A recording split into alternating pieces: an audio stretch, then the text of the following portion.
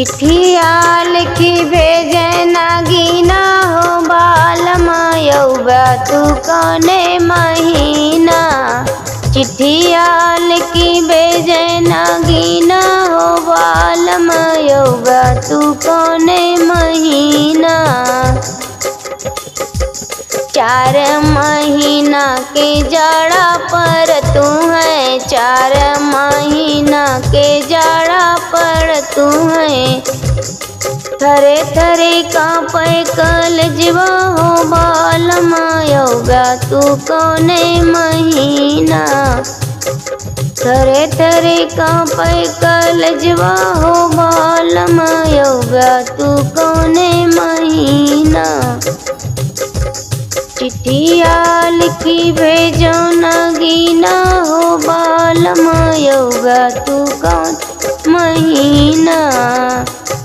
4 महीना के गर्मी पड़ तू है, 4 महीना के गर्मी पड़ तू है।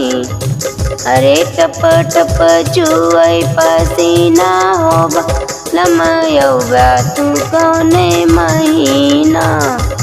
अरे टप टप चुए पसीना हो बालमा यौबा तू कौने महीना। चिट्ठिया लिखी भेजे नागीना हो बालमा यौबा तू कौने महीना। 4 महीना के वर्षा पड़ तू है, 4 महीना के वर्षा पड़ तू है। अरे टप टप चुए बांगलवा हो बालमा यौबा तू कौन महीना। अरे टप टप चुए बांगलवा हो बालमा यौबा तू कौने महीना।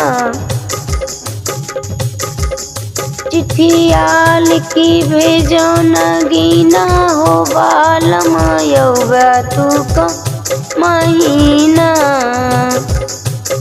चिट्ठिया लिखी भेजो नागीना हो बालमा यौबा तू कौने महीना। कौने महीना हो कौने महीना, कौने महीना हो कौने महीना।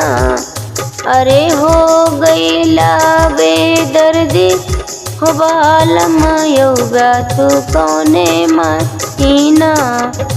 अरे हो गईला बेदर्दी हो बालमा यौबा तू कौने महीना। चिट्ठिया लिखी भेजो नागीना हो बालमा यौबा तू कौने महीना। चिट्ठिया लिखी भेजो नागीना हो बालमा यौबा तू कौने महीना।